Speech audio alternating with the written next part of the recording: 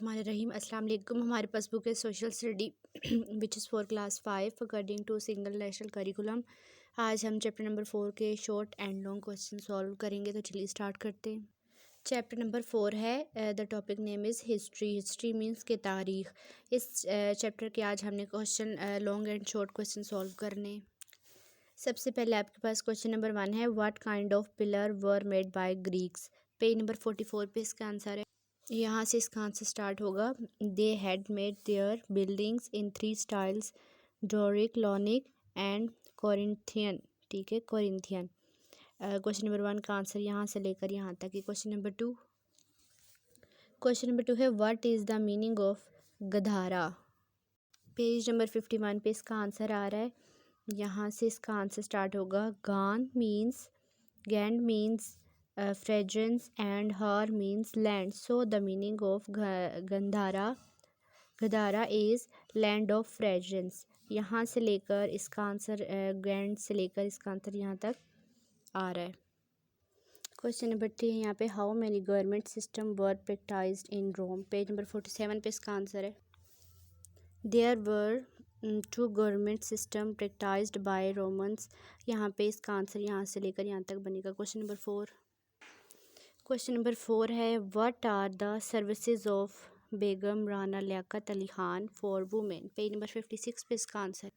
यहाँ से इसका आंसर स्टार्ट होगा। Begum Rana Liaquat Ali Khan was a silent member of Pakistan movement. She worked under Quaid-e-Azam as an executive member of Pakistan Movement Committee. She also worked as the economic advisor to this committee। यहाँ तक इसका answer बनेगा। Question number 5 है, why did sir Syed Ahmad Khan Rahmatullah write the cause of the Indian revolt. Page 56 पे इसका answer है। He tried to convince British by writing a pamphlet named cause of Indian revolt. उन्होंने जो लिखा था ना पैम्पलेट, उसका जो मेन नेम था, टॉपिक था, वो है cause of Indian revolt. In this pamphlet he tried to clear the position of Muslim that they were not only involved in the revolt in 1857 but Hindus and Sikhs were equally responsible. Question number 6, discuss the role of Khyber Pakhtunkhwa in the creation of Pakistan. 54 पे इसका answer है। Question number 6 का answer यहाँ से होगा। The people of NWFP, यानी कि जो करंट KPK खैबर पख्तूनख्वा है, उसका पुराना नाम जो आपके पास आ रहा है, यहाँ से इसका आंसर स्टार्ट होगा। यहाँ से आंसर इसका स्टार्ट है। हाजी Sahib Turangazi was one of the leader of NWFP current KPK who fought against the British rulers। ठीक है, यहाँ से पहले आपने क्वेश्चन नंबर 6 का आंसर हाजी से लेकर रूलर्स तक लिखना है और फिर आपने इसका आंसर अगेन स्टार्ट करना है यहाँ से। The people of NWFP current KPK were given the right to decide whether they wanted to be a part of India और पाकिस्तान। फिर आपने यहाँ से स्टार्ट करना है 99% से। 99% votes were cast in favour of Pakistan and less than 1 vote for the India.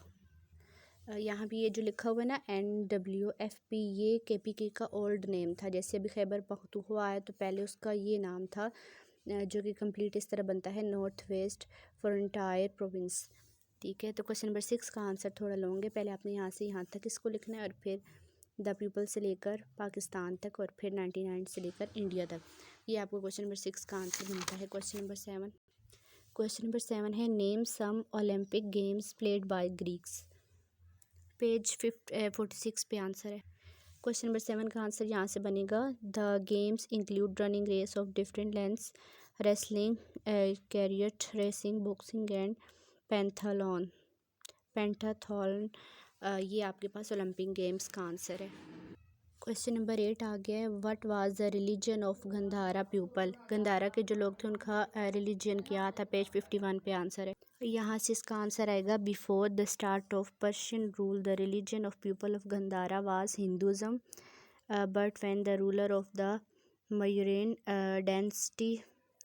Dynasty Ashoka's rule started the state religion was declared Buddhism. ठीक है, यानी कि इस हुकूमत से पहले उनका जो था ना मज़हब, वो हिंदुज़म था और उसके बाद फिर बुद्धिज़्म हो गया। क्वेश्चन नंबर 9 है इंडियस्ट important city of Gandhara, page 51 पे आंसर है। क्वेश्चन नंबर आंसर बनेगा 9 का यहाँ से। The major city of Gandhara civilization were Purushapura यानी कि पेशावर का जो पुराना नाम था, और तक्षशिला टेक्सला यानी ये इसका पुराना नाम था, एंड पुष्कलावती जो है वो चरसदा का ओल्ड नाम है। ये 3 फेमस सिटी आ जाते हैं गंदारा के। लास्ट क्वेश्चन इसका बनता है write some services of Quaid Azam the creation of Pakistan, page number 55 पे है इसका आंसर। यहाँ से स्टार्ट करना है आपने। The very first thing he did was to develop the governmental structure. He nominated Liaquat Ali Khan as the prime minister of Pakistan and made a federal cabinet. यहाँ से लेकर यहाँ तक पहले आपने लिखना है, फिर यहाँ से लेकर यहाँ तक हमने कुछ ही सर्विसेज लिखनी है कायद आज़म की, सारी नहीं लिखनी, फिर लेंथी हो जाएगा मज़ीद क्वेश्चन। फिर आपने नेक्स्ट पॉइंट यहाँ से लिखना है he also work to make peaceful relationship with the neighbouring countries. पहले आपने यहाँ से यहाँ तक राइट करना और फिर यहाँ से यहाँ तक। ये आपका लास्ट क्वेश्चन है। शॉर्ट क्वेश्चन कंप्लीट हो चुके हैं। अब हम लॉन्ग क्वेश्चन करते हैं। लॉन्ग क्वेश्चन सबसे पहला है compare the contribution of Romans and Greek in the field of science, page 45 से स्टार्ट हो रहा है। यहाँ पे हमने ना क्या करना है, ग्रीक और गंधारा दोनों सिविलाइजेशन जो है इनकी साइंस की जो फील्ड है उसको कंपेयर करना है। तो कुछ हिस्सा हम इसका लिखेंगे और फिर कुछ उसका। यहाँ पे ये सबसे पहले आपके पास ग्रीक का आ रहा है। ग्रीक जो साइंस की फील्ड में जा रहे हैं वो उनका मतलब क्या क्या उन्होंने साइंस में इन्वेंशन की है या चीज़ें ईजाद की हैं। The Greek also contributed to different field of science, they studied and worked on geometry. The first Greek mathematician was Thales. He discovered theories about circle, line, angles and triangle. यहाँ पे इस फर्स्ट लॉन्ग क्वेश्चन में आप सबसे पहले ऊपर main heading देंगे Greek science, ठीक है, ग्रीक की स्पेलिंग लिख के साइंस और नीचे यहाँ से यहाँ तक। और नेक्स्ट पेज पे पेज नंबर 50 पे आ जाएगी अब गंधारा की साइंस फील्ड में जो उन्होंने चीज़ें काम किए हैं या जो भी किया है, अब उनके हमने लिखना है। यहाँ पे नेक्स्ट पे आप हेडिंग देंगे गंधारा की और गंधारा साइंस। रोमन्स गंधारा नहीं, रोमन की आप देंगे।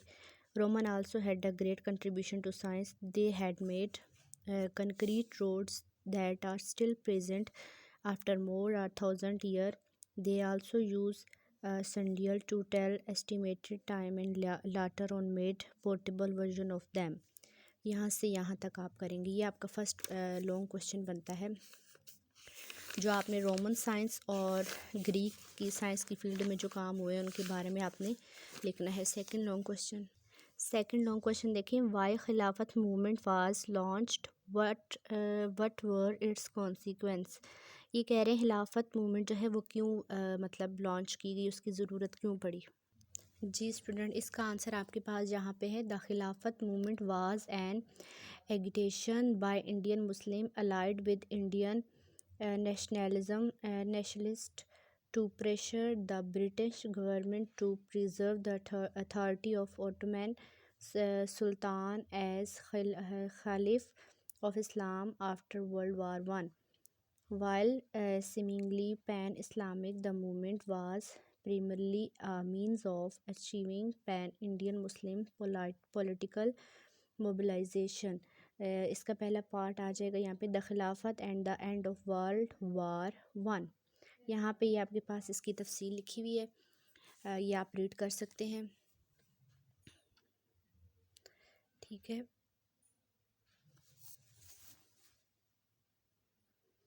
ये इसका इसी का टॉपिक जा रहा है। यहाँ पे ये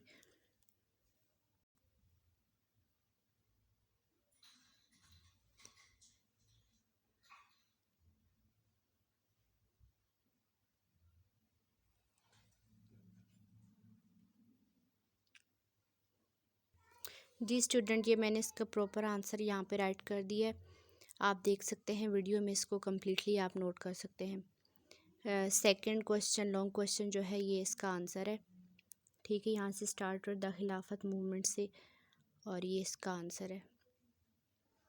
आई थिंक इसे रीड करने की ज़रूरत नहीं, ये लॉन्ग क्वेश्चन का फुल आंसर है। क्वेश्चन नंबर 3 जो लॉन्ग है उसको स्टार्ट करते हैं। लास्ट लॉन्ग क्वेश्चन है, write a detail note on Gandhara civilisation. अब हमने इस सिविलाइजेशन पे कंप्लीट नोट लिखना है, इसकी जो भी रिलीजियस है, इस्लाम था, इसका मज़हब था, इसकी लैंग्वेजेस थी, इनके जो आर्ट्स थे, क्राफ्ट थे, हर एक चीज़ के बारे में हमने अब थोड़ा थोड़ा बताना है। पेज 51 से स्टार्ट हो रहा है इसका आंसर गंधारा सिविलाइजेशन। अब यहाँ से आप इसको स्टार्ट करेंगे। देखिए मैंने 3 लॉन्ग लिखा हुआ, यानी कि तीसरा लॉन्ग क्वेश्चन।